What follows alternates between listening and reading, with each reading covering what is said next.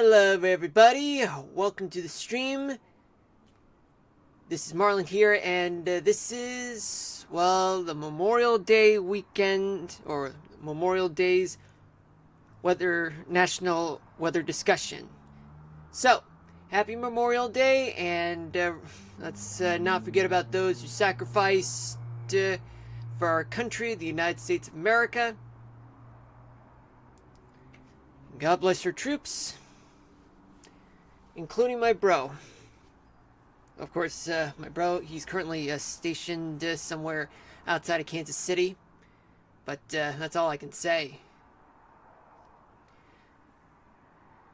But how you guys doing? Anybody enjoying your Memorial Day weekend? You guys hoping that you would have better days, the days ahead? For me, well, it kind of went as fast as lightning.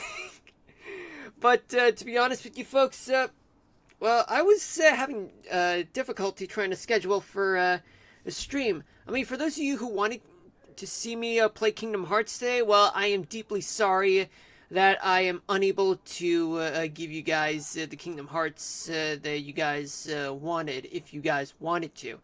But even though I did say that yesterday, that if I were to stream today, then I'd be playing Kingdom Hearts, well, because of the overall uncertainty that's been going on behind the scenes, well, I had no choice but to do only just a weather discussion that'll last for about an hour. But as soon as I'm done, I gotta rush to the laundry to get my laundry picked up. But maybe we can, we'll just see what happens. But right now, since time is really short, I might as well just go ahead and talk about the weather for you guys. So, we got 37 active weather alerts according to Radar Omega, and there are 4 tornado warnings. One has been observed in Texas, and it's estimated to have a large baseball-sized hailstone, which is about 2 3/4 of an inch. 2 inches and 3/4. It's baseball size in Menard County, Texas. It expires in 14 minutes.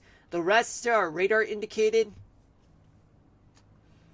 The one in Mississippi, Lauderdale and Clark counties in Mississippi,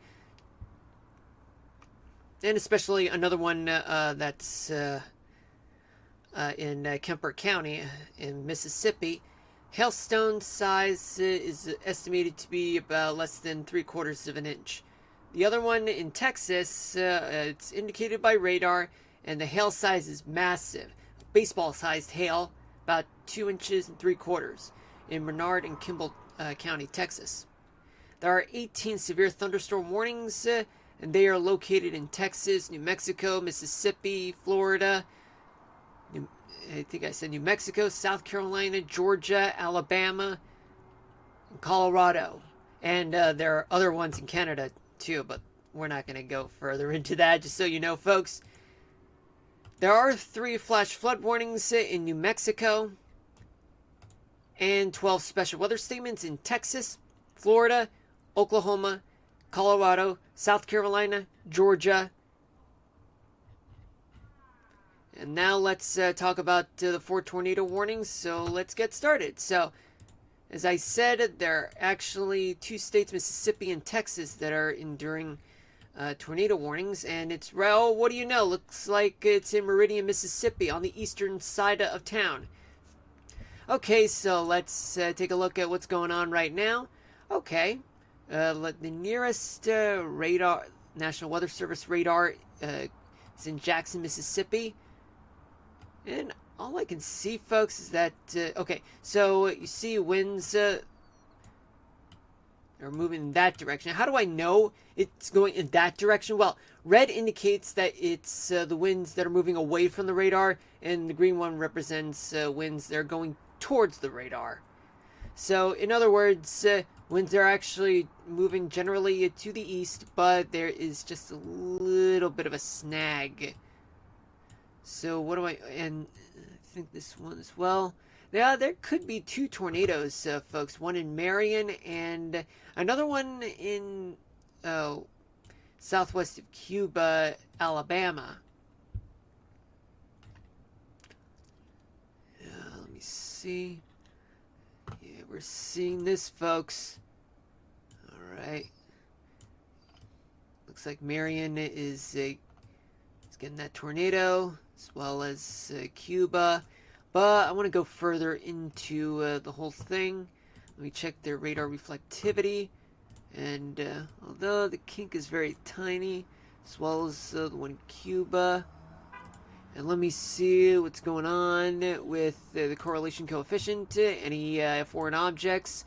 Kind of looks like there are foreign objects just east of Marion. And hard to tell, just a bit southwestern Cuba. Hold on just a minute. Okay. Sorry about that. Just wanted to make sure that I didn't miss anything. If I did miss anything, oh boy, that would be awkward. Okay.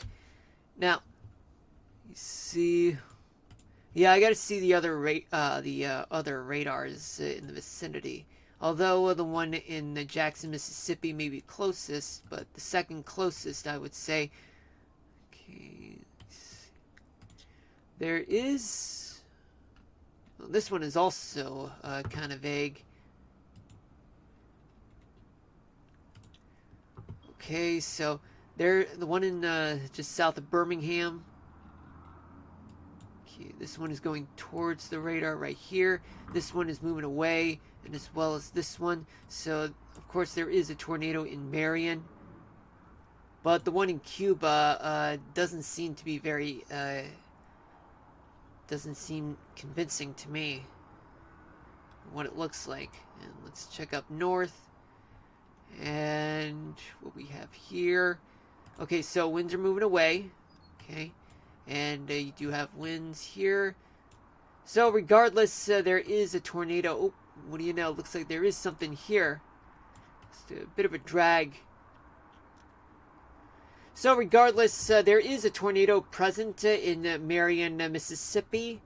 And it's moving towards the northeast. It's quite awful, folks, given that tornadoes occur in that part of the country, and as well as another one in Texas. Okay, so there are two tornado warnings in Junction, Texas, just on the north side of town. So let's check the National Weather Service radar map using the radio velocity map. Radar, I mean. I don't know why did I say map. Okay, this one is very confusing because you do have... okay, so you do have winds. They're moving away in this direction. Another one moving in that direction. There's a low pressure right there.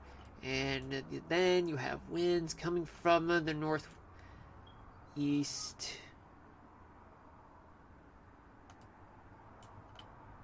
got winds moving there. Winds moving there.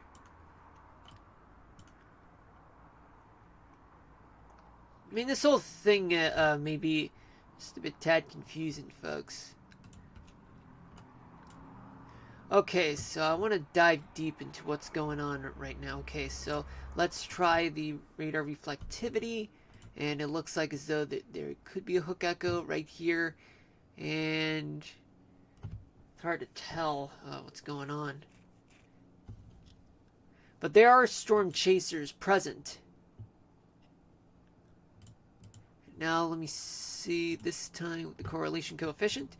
Okay, so this one does have a tornado present, which means that it could be right around here, just southeast, or rather just west of Mason, Texas. There's another one. There's another one. Can't really make of this. I mean, there's just so much friction going on. I think there could be one in Renard, Texas, or just north of Junction, Texas. Well, let me check. Let's see what's going on with the correlation coefficient. And it turns out as though that there is debris right here and here. The blue one does represent foreign objects, like bugs or garbage or whatever. But right now, I just want to be able to get a good look at what's going on right now. Sorry about that.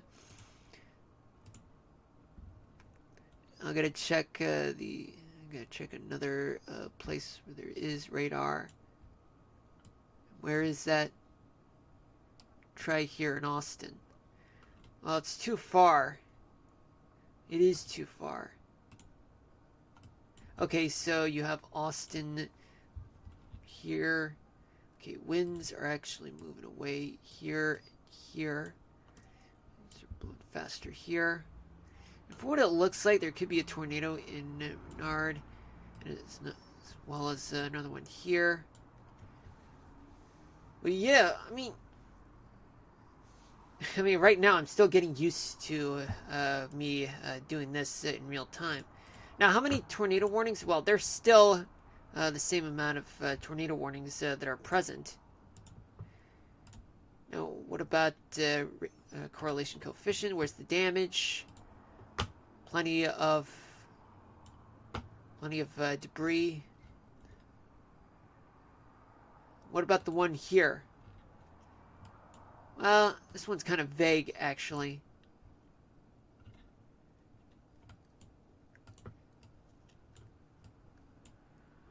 Yeah, I have a better chance of picking up a tornado near Menard in Junction, Texas. That's what I'm going for, folks. So it's, later on in time, storm reports would start pouring in, and I see that one tornado has passed, so more likely there could be a tornado that could come from Junction, Texas, which is more convincing. Okay, and well, we'll check on that just a little later. But right now, I want to talk more about what's going on elsewhere throughout the United States and what we're dealing with. All right, so this is the radar for right now. So what's going on in the Northeast? So nothing much is going on in the Northeast, though. There are some spotty showers in places like the southern tip of Maine, southern New Hampshire, southern Vermont, western Massachusetts, and parts of Connecticut. They have some scattered showers, and as well as the capital region, Utica, they have scattered showers present, just a few storms. Elsewhere, mostly clear throughout the Northeast, but some cloudy conditions are located in the southern edge of Virginia and southeastern Kentucky and North Carolina. But there are some showers and some storms near Asheville, North Carolina, and scattered showers and storms are located in South Carolina. And you do have a severe thunderstorm warning that's in the north side of Savannah, Georgia. There are strong storms with hail and damaging winds associated with it. Pembroke, Georgia, they have a special weather statement indicated in Jessup, and as well as Ashburn, Georgia. They all are experiencing some pop-up thunderstorms right now. So does that mean that there are pop-up thunderstorms? Well, they're scattered. Some of them are pop-up thunderstorms. They're actually moving towards the east in the past 3 hours. Well, now what's going on? Okay, so you guys see that we do have a stationary front that's located throughout the south. Just a bunch of stationary fronts with a high pressure, just a surface high pressure, just sitting in the mid-Atlantic. And all of that is pushing some cooler air from the northeast, pushing towards the south, but right now it's locked in with warmer air, subtropical air from Florida and southern Georgia. And yet you're getting these storms that are popping up right now. Let's see, we got Florida dealing with some pop-up thunderstorms, as I have mentioned last night about why does Florida get so many daily thunderstorms on a daily basis. Well, you get a lot of instability, you get a lot of sea breeze and daytime heating, and the sea breeze actually are both coming from the Gulf and from the Atlantic. They converge, and then they rise up and then condense into clouds, and then the more of the collision of sea breezes that occur later in the day, then you end up with daily thunderstorms, especially when it comes to some of them being strong to severe in places like Orlando and Lake Okeechobee and anywhere along the Kissimmee River Valley. And that's the explanation why you get mosquito bites every day in Florida. Florida's favorite bird, mosquitoes. Even though they're not really birds, they're insects. Oh, but that's the reason why I tend to avoid Florida at all costs, only during the summer months and hurricane season as well. I mean, hurricane season doesn't start till June 1st, which is in 6 days from now. So if you guys are prepared, you guys are amazing. But for those who are not prepared, well, now's your time. Now's the right time for you to get prepared. Because even though hurricane season is starting in June, just got to keep an eye on the tropics. Because the worst of the hurricane season usually occurs from what I believe starts from late August all the way to mid-October. So for the next 2 months it gets worse, and the peak of the hurricane season is in mid-September. And boy, it's just so awful. Okay, so what about Alabama? So Alabama, you get some scattered showers on the north part of the state, and you do have pop-up thunderstorms throughout southern Alabama. But yet there are severe thunderstorm warnings present throughout south and western Alabama, just north of Mobile and west of Montgomery and Selma. Of course, now a tornado warning has expired, one of them, and now you're only left with one in Magnolia State. So what does that mean? All right, now let's get back to this. Let's turn on this.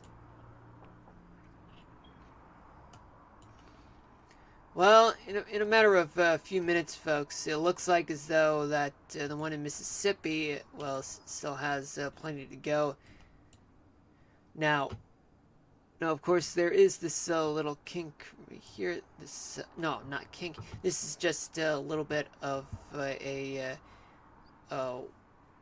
type of wind direction that moves towards the radar.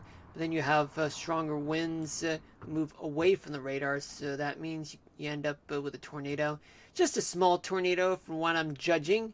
That's moving towards that direction to the northeast towards Livingston, Alabama. It's going to cross into the Mississippi-Alabama border within a few minutes. And it's moving on from Marion and Meridian, Mississippi, moving on towards the northeast and towards the direction of Birmingham in about 2 hours. 2 or 3 hours, give or take. Alright, other than that, let's go back to this one.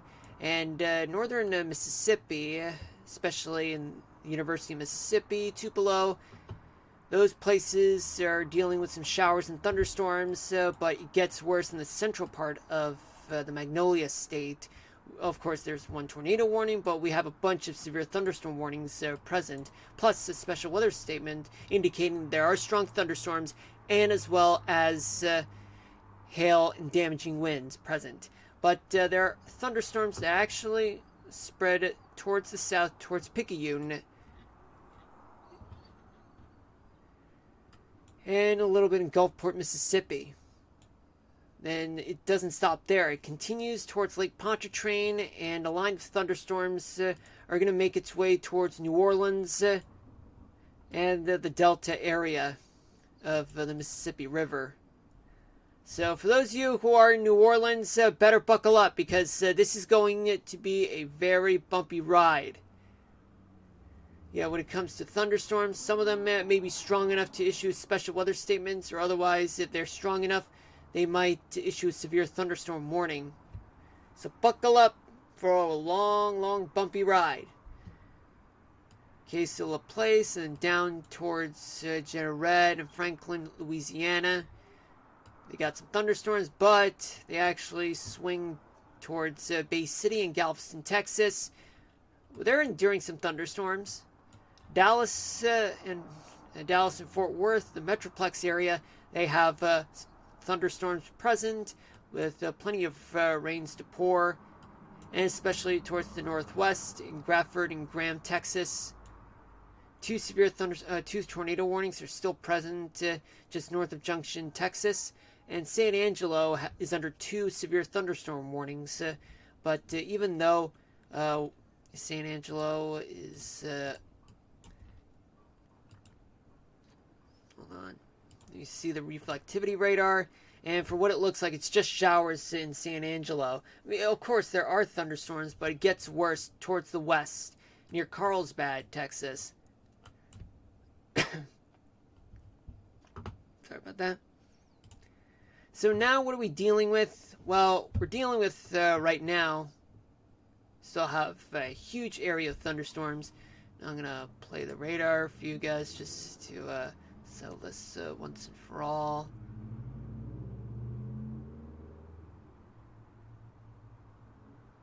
Of course, you do see some storms converging in one place. Back to the radial velocity. And for what it looks like, there's one tornado here.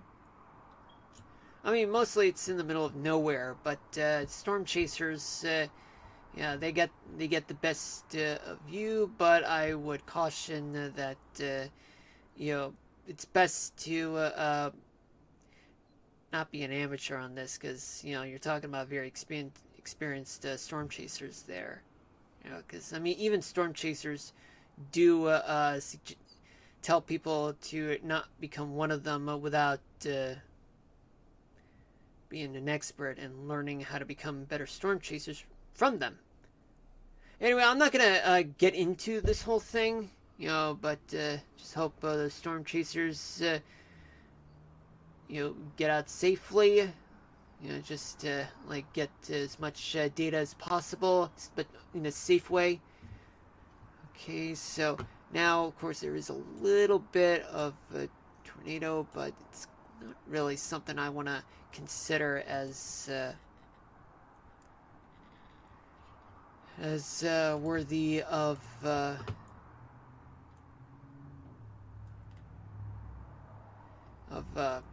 counting that as a tornado.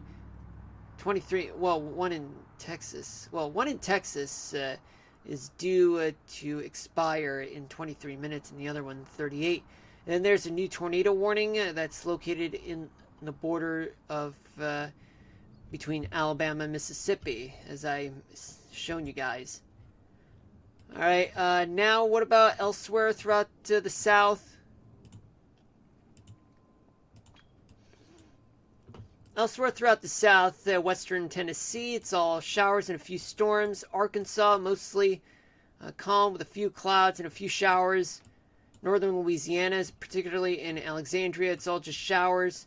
And in Texas, of course, I did mention that a bunch of times. And there's one severe thunderstorm warning and a special weather statement in the Panhandle part of Texas. And there's also some showers and some storms in the western part of Texas, and some scattered clouds and showers outside of Oklahoma City. Let's go to the Ohio Valley, where it's mostly quiet, though there are plenty of showers throughout the Mississippi Valley, and as well as the Missouri Valley going upstream towards Kansas, Kansas City, Iowa, Nebraska, and South Dakota.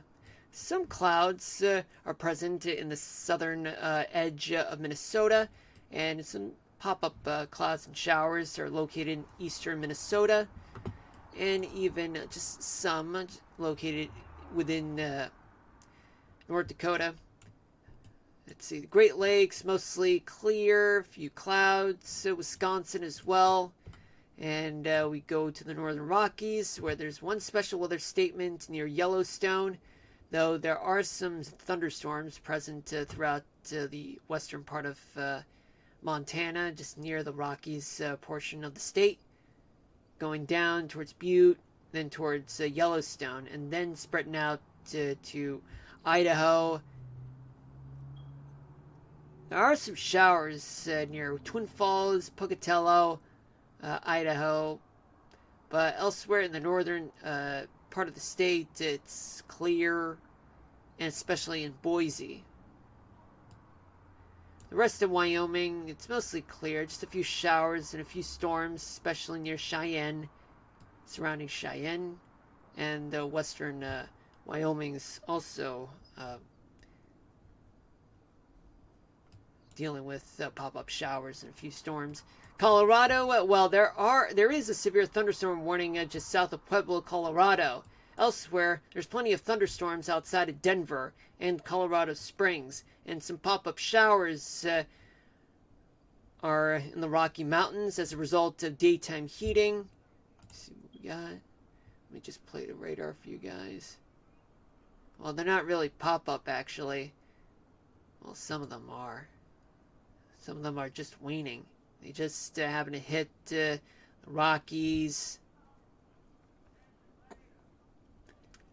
You do have a stationary front that's snaking through the Rockies down towards western Texas, and then towards Dallas-Fort Worth, then towards Arkansas.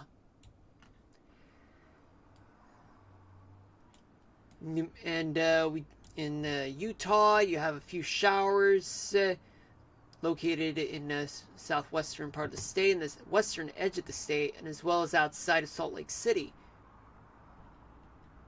surrounding Salt Lake City. And there are also some showers and a few storms in northeastern Nevada and even the center part of the state. Elsewhere, it's completely dry, especially in eastern Utah.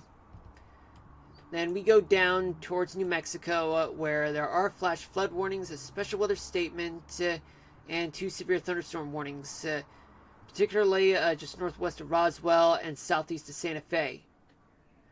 There are plenty of flash flood warnings throughout eastern Santa Fe and northwest of Roswell. And anywhere to the east of Albuquerque is completely wet. Elsewhere throughout New Mexico, it's dry, as well as so much of Arizona. California is dry, Oregon, and, well, much of Washington, though there are a few showers that are present, but those that have showers have dissipated as a result of entering through the Cascades, though there is lingering showers and storms near Omak, Washington State. Now, let's see. Okay, so we got 5 severe thunderstorm warnings, and there's another one that's been issued in Alabama.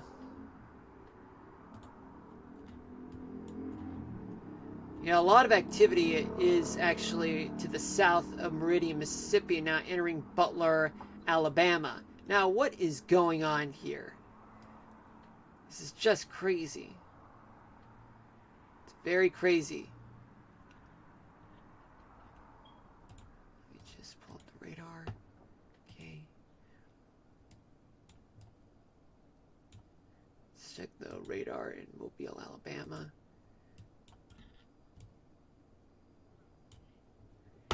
Yeah, now the tornado is now becoming Alabama's problem now.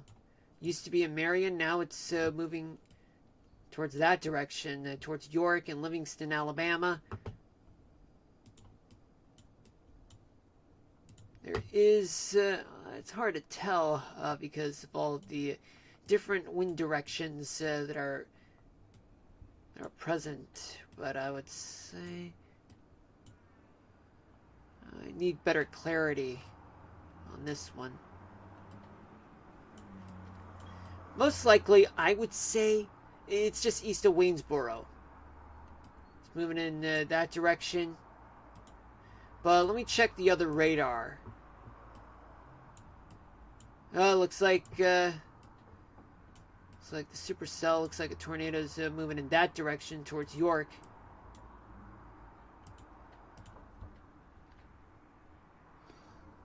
Okay, let me check.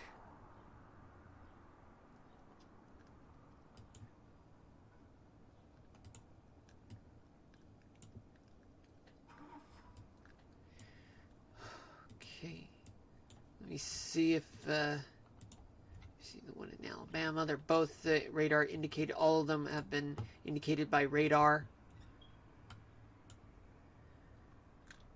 And now let's check the debris.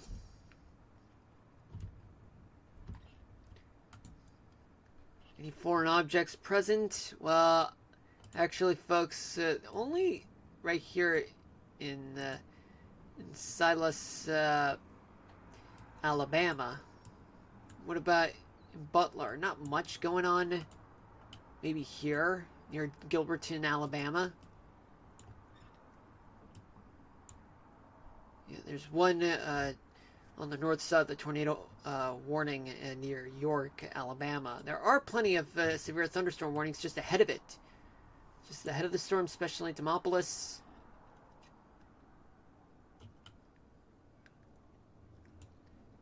Okay.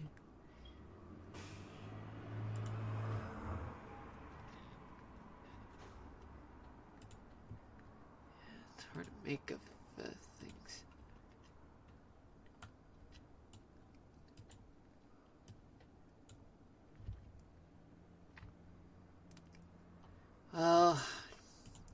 Yeah, we'll come back to it later. Right now, I do want to focus on talking about what's going to happen in the next few days, so let's just get to it. It's 6:01 p.m. Eastern Daylight Time. Welcome to the stream for those of you just tuning in. My name is Marlon, and this is actually the national weather discussion for Memorial Day 2025. Today is Monday, May 26, 2025. Hope you guys having a good day. Hope you guys trying to find better days, but I just want you guys just to enjoy your day, even if it's good or not. Trying my best to please you guys, and I was supposed to play Kingdom Hearts, but there was so much uncertainty today, it threw me off, so I had no choice but to go ahead and stream the weather for you guys. So this is what I'm doing right now. And now I'm going to refresh the page, assuming that this is what's going on right now. So let's start off in the Northeast, where much of the Northeast do have calmer conditions, with winds generally blowing from the north, with the exception of, let's see, the coastal parts of New Jersey, Long Island, Connecticut, and New England. They're actually blowing. They actually have sea breezes present. But they're only moving up to 20 miles an hour, though, right along the coast. But elsewhere, definitely no more than 20 miles an hour, with some areas being light and variable. Temperature-wise, let's see, we have temperatures in the 60s in Maine, Vermont, and New Hampshire, 60s. Also in Massachusetts, Rhode Island, and Connecticut, also in the 60s. Upstate New York, temperatures range from the mid-50s to mid-60s. The tri-state area of New York City. Long Island, you have temperatures that are currently, let me just zoom in. Well, you do have temperatures that are in the mid-50s to low 70s with sea breeze kicking in. And in northern New Jersey, you have winds coming from the north moving up to 10 miles an hour. And temperature-wise, they're in the mid-60s to low 70s. Hudson Valley and even the Catskills, winds are blowing from the north up to 10 miles an hour. And their temperatures are from the upper 50s to upper 60s. In Connecticut, you have winds coming from the north, generally blowing up to 10 miles an hour. And they're in contact with the sea breeze coming from the Long Island Sound, and especially from Long Island as well. Though on the north shore of Long Island, winds are very calm, light and variable, but in Connecticut, temperatures are in the 60s, as I said. And now let's go to southern New Jersey, where temperatures range from the low 60s to low 70s there, along with Philadelphia, with southeastern Pennsylvania, where temperatures are in the mid 60s to low 70s there. Delmarva Peninsula, temperatures are in the mid 60s to low 70s. Northeastern Connecticut, temperatures are in the low 60s to upper 60s as well. The rest of the state, temperatures are in the low 60s to mid 60s. Western Maryland plus Washington, D.C., temperature anywhere just on the western side of the Chesapeake Bay area. That includes Baltimore, Washington, and Annapolis, the state capital of Maryland. Temperatures are in the mid 60s to low 70s. West Virginia, temperatures are in the mid 60s, well, actually, mid 50s to mid 70s because difference in elevation in some areas. But winds are actually coming from the northeast, blowing towards, on the north side, but on the south side, winds are coming from the southeast. Both of them are converging and blowing towards the southwest. Virginia, you have temperatures on the western side of Virginia where they range from the mid 50s to mid 60s. On the coastal side, temperatures range from the low 60s to low 70s. Then we go down south where we're in the Carolinas. You have winds blowing up to 20 to 30 miles an hour in places near Charlotte, but calmer along the coast, with the exception of the Outer Banks of North Carolina. They are actually blowing around 30 miles an hour, with winds coming from the northwest, from the northeast, and it's quite calmer in the southwestern part of the state. And South Carolina, hold on just a minute, folks, I'm getting something.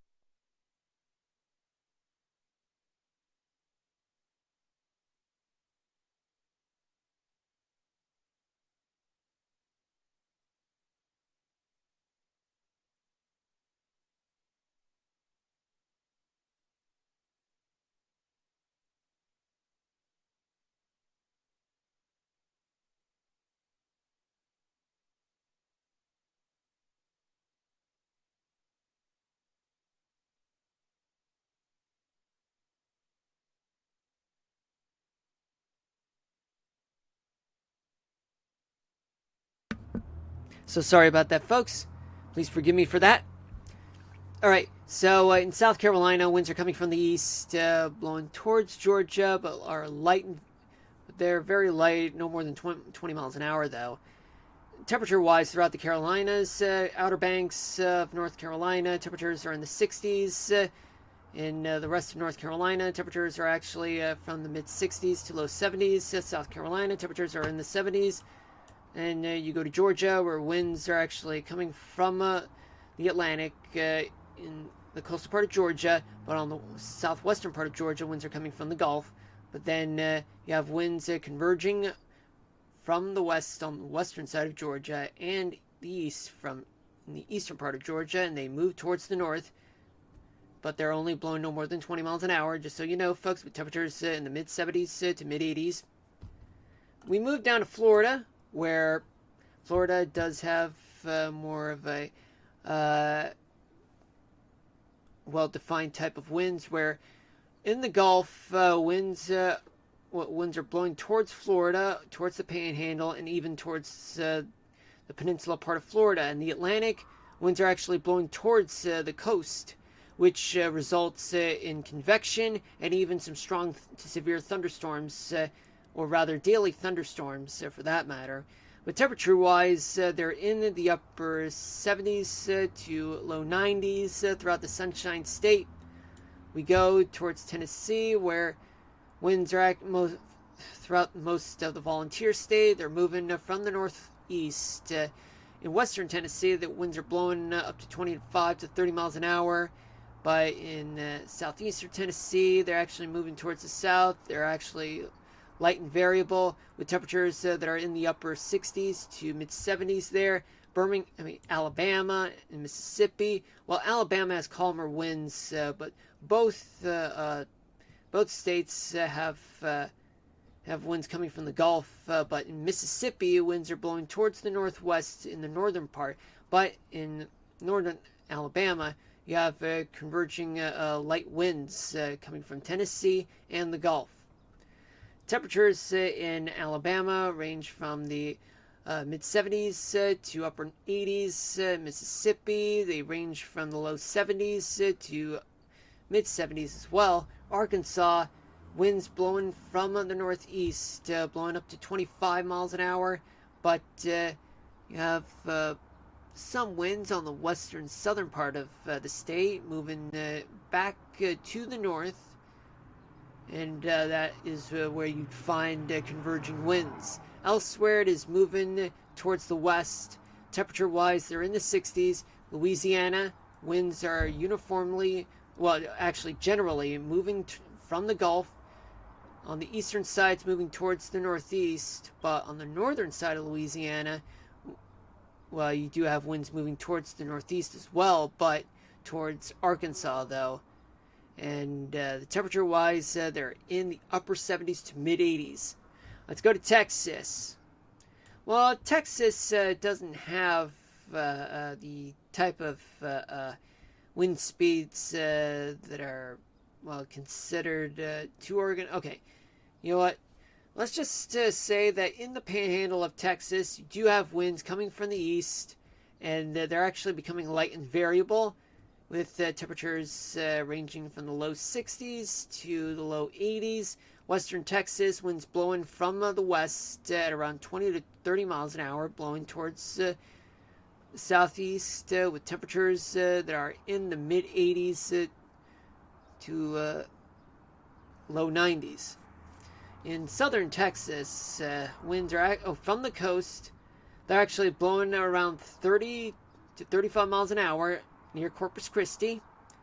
They're blowing from the Gulf, moving towards San Antonio, but its winds are actually coming from the Gulf, but only moving towards the south, which is where you'd find converging winds. So, temperature-wise, throughout much of South Texas, they range from 77 in San Antonio to 184 in Laredo, but in Corpus Christi, it's 88. Houston is 79. Eastern Texas, temperatures are in the mid-70s to low 80s. And its winds are actually coming from the Gulf, yet they're actually becoming lighter, and some of them are moving towards the panhandle, others moving towards the east or towards Oklahoma. Let's go to Oklahoma. So on the south side of Oklahoma, winds are actually moving towards the west. The panhandle of Oklahoma, winds are moving from the northeast, blowing towards the southwest. And on the northeastern part of Oklahoma, winds are coming from the east. Temperature-wise, they're in the upper 50s to mid-70s. Now let's go to the Ohio Valley, where winds are generally blowing from the northeast. And they're blowing at around up to 25 miles an hour in some areas. Just a little lighter, especially in northeastern Ohio. In Kentucky, temperatures are in the mid-60s to low 70s. In Ohio, winds are actually, no, temperatures are in the low 60s to low 70s. Indiana, temperatures are in the low 60s to low 70s.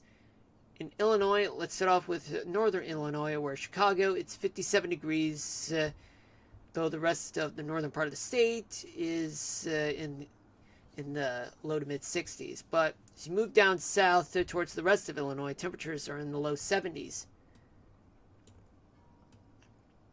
Now let's go to Wisconsin and Michigan. So the lower part of Michigan, the winds are actually coming from the east. They're moving about up to 10 miles an hour, but on the lake shore of on the lake shore in Lake Michigan, now winds are blowing from the lake.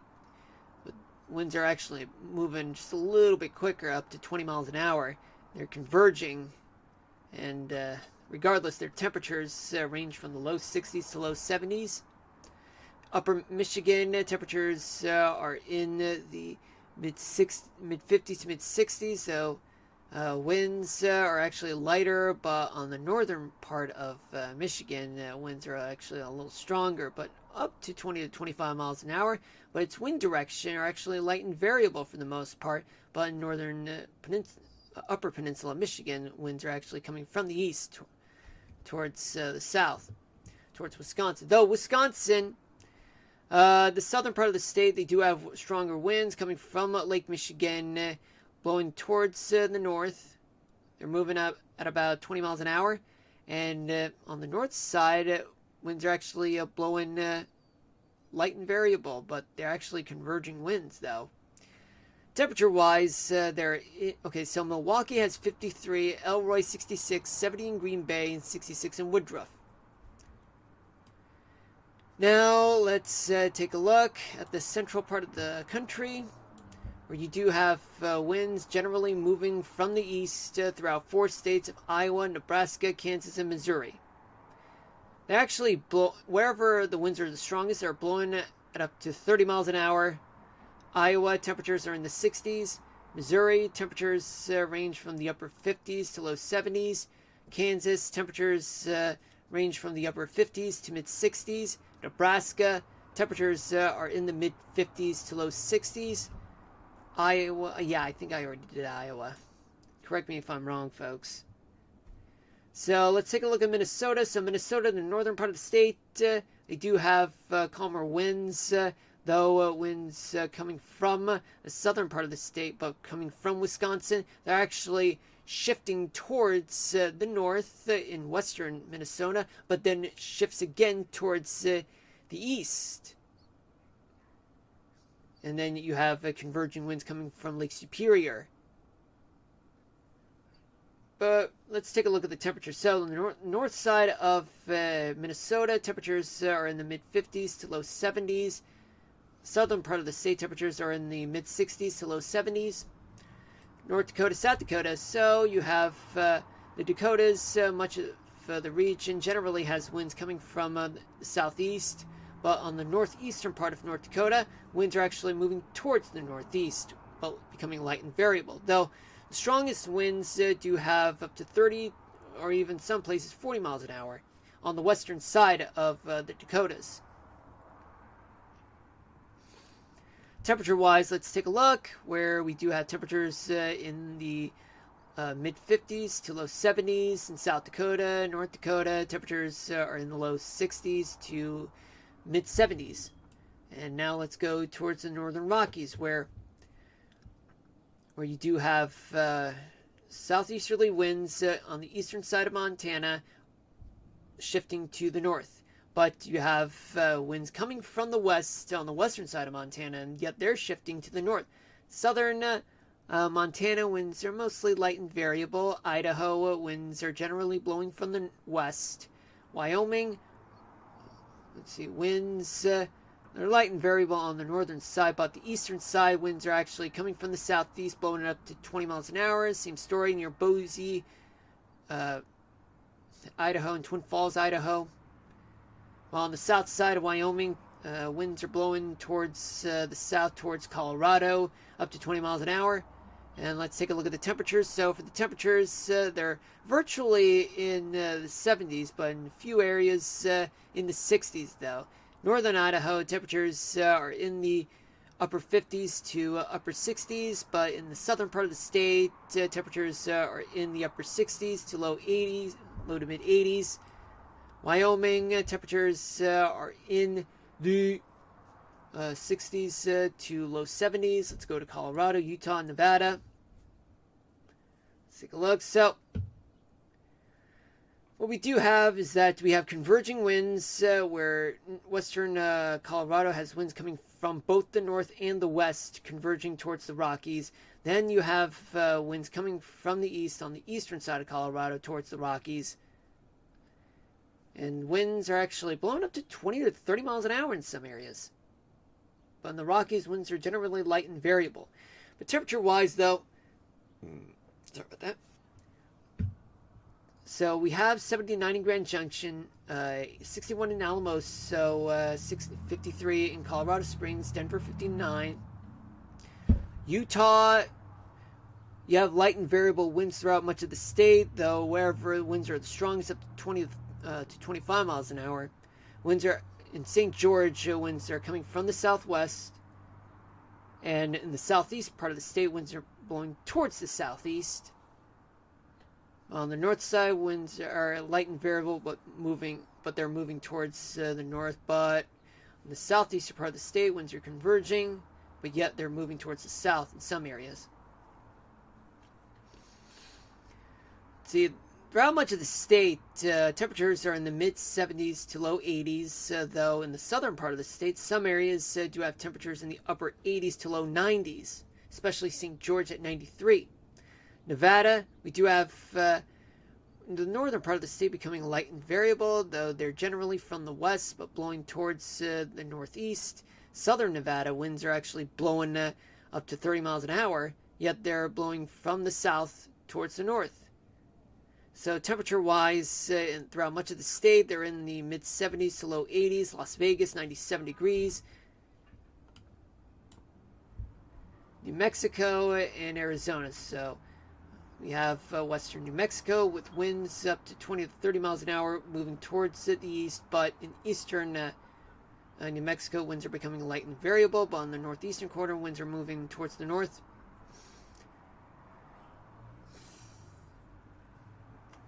Temperature-wise, northern part of the state, upper 60s to upper 70s. Lower part, the southern part of the state, temperatures are in the low 80s to low 90s.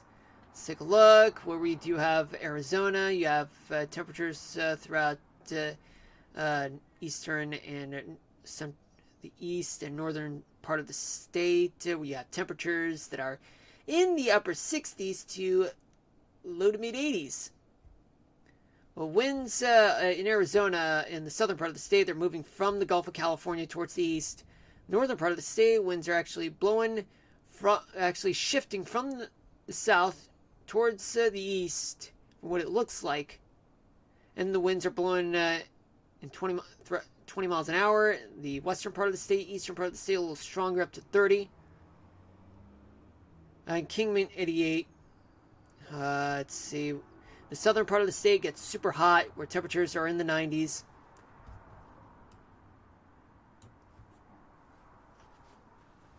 Okay, so in California, you have winds in the Pacific. They're moving parallel along the coast, yet they're blowing up to 30 to 40 miles an hour in the immediate coastal areas. Some parts, though, especially in Eureka, down to the Bay Area, yet the winds are actually moving towards the Central Valley, California, up through the Sierra Nevadas. But though the winds are dying down just a little, just up to 20 miles an hour, though. But winds entering Southern California, they're actually shifting towards the coast and then towards the Mojave Desert. Winds will be blowing up to 20 to 30 miles an hour there. Indio, 95, 68 in San Diego, 77 in LA, 80 in Bakersfield, 82 in Fresno, 71 temperatures are in the mid to upper 60s to low 70s in the Bay Area, 82 Sacramento, 79 Chico, 88 in Redding, and 57 in Eureka. Then you go up the Pacific Northwest, where winds are generally moving from the west towards the east. But in Washington State, on the leeward side of the Cascades, winds are picking up, moving up to 30 miles an hour. But on the coastal side, winds are calmer. But much of Oregon, winds are kind of calm for the most part. Temperature-wise, they're in... Let me see if I'm missing something. No. Never mind. Temperatures are in the mid-60s to mid-70s in Oregon, Washington State. Temperatures are in the low 60s to mid-70s there. All right, I've been spending a lot of time talking about this, folks. Well, let's just hurry things up because the thing is that I'm about to receive a call soon. So I gotta wrap this up as quickly as possible. Yeah, but I think I do have a weather topic of the day. So, winds are calmer throughout the Northeast, but in the Outer Banks of North Carolina, they're moving fast with gusts up to 50 miles an hour. In southern Texas, winds coming from the Gulf, they're blowing at around 50 to 60 to 70 miles an hour in a few areas, especially just up to 40 miles per hour in gusts in the lower Mississippi Valley. The western northern plains, winds are moving towards the northwest, blowing at around 40 to 60 miles an hour. Desert Southwest, it's a lot less gusty, but still it's up to 40 miles an hour. Coastal California, some places may have winds estimated to be up to 40 to 60, or maybe a little higher in some areas.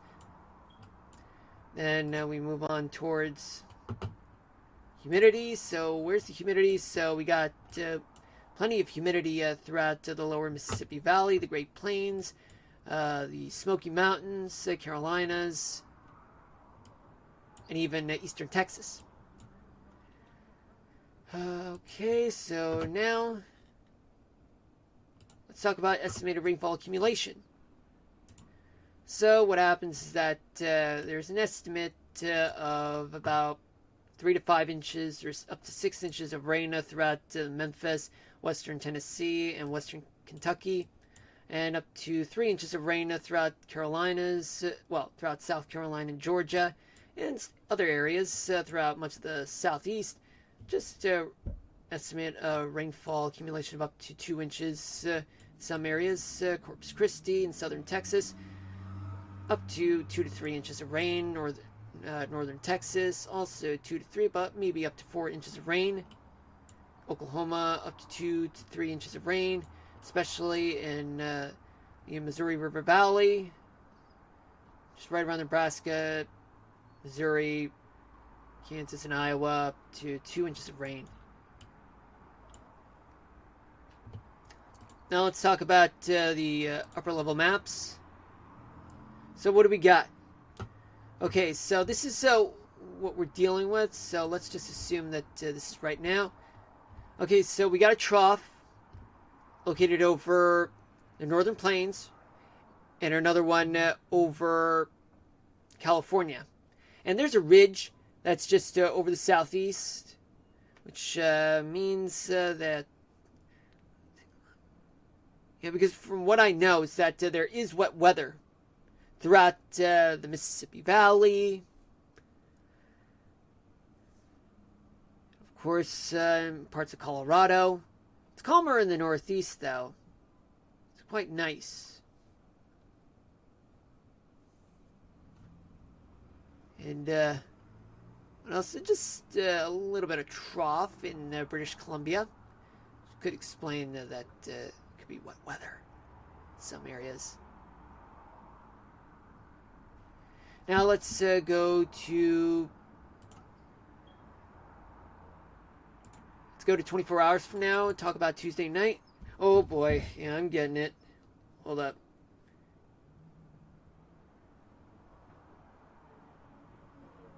Hold on, let me talk over.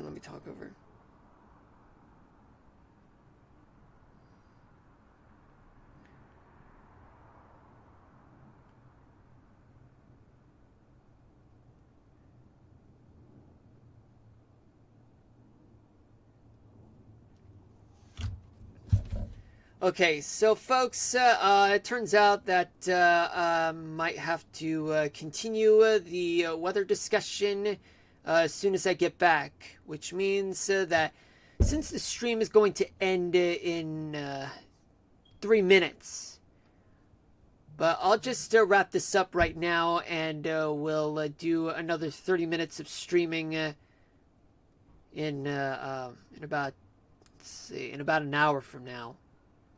About 7:30. Then then after that, we end the stream at around 8 p.m. Eastern Daylight Time.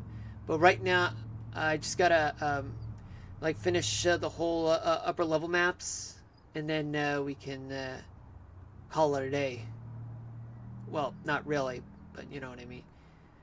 Okay, let me just talk about tomorrow night, where we do have a ridge that's over and off of the southeast. There's going to be an upper level low, a trough that's going to be over the northern plains and upper Mississippi Valley. There's going to be another trough. Just hold on just a minute.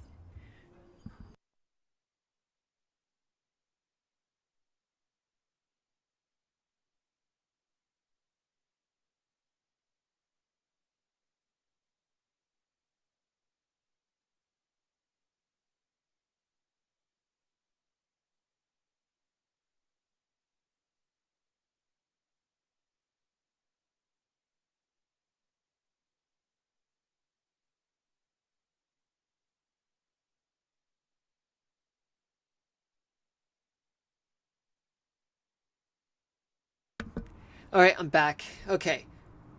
Now, okay, so there's an upper level low there. There is another trough just over the Colorado River Valley, over Arizona. I don't know if I want to call that a ridge, but it's going to be over the Great Basin. Though there's going to be wet weather that's going to occur throughout the Mississippi Valley, the Ohio Valley, and sorry about that, and even parts of the Southwest. But I'll have to look into it later. Let's go to Wednesday night. So by Wednesday night, we will be having a big upper level low, a trough that will occur throughout, will rather be located over the Great Plains, and another one just over the Great Lakes region, and a flat trough that's over the Atlantic. As it's an awful looking trough just over the Colorado River Valley. But there's a small trough that's going to be over Mexico, though, which means possibly some weak wet weather there. But there could be there could be some wet weather. It's going to linger throughout the central part of the country, particularly in the south. And then finally on Thursday night, this is the part that will definitely get to the real part. So there's going to be wet weather throughout the Northeast, the East Coast, because we do have a trough that's over Michigan, and a ridge that's an upper level high that's going to sit over the Atlantic, and another ridge that's going to be over the Great Basin, Rocky Mountains, and there's going to be a small trough in British Columbia. Whether it could be present in the Northern Rockies, though. All right, folks, I got to end it here for now, but I'll be back in an hour to finish the weather discussion. So which could last for another 30 minutes. So I'm so sorry for you guys that wanted a full weather discussion, but unfortunately, I have to do something. So I want to thank you guys for watching, and I'll see you guys at around 7:30. And if I'm not there, just remember, like, I'll be there right around that time. Like, just probably a few minutes late, though. All right? But in the meantime, I gotta stop right here. And as for the weather topic of the day, I will get to it in the second part of the stream. So hit me with a follow so that you guys will know I'll be streaming the next time. And that includes in about an hour. All right? Peace out, everybody. Love you all. Hopefully, I'll see you in an hour. Signing out.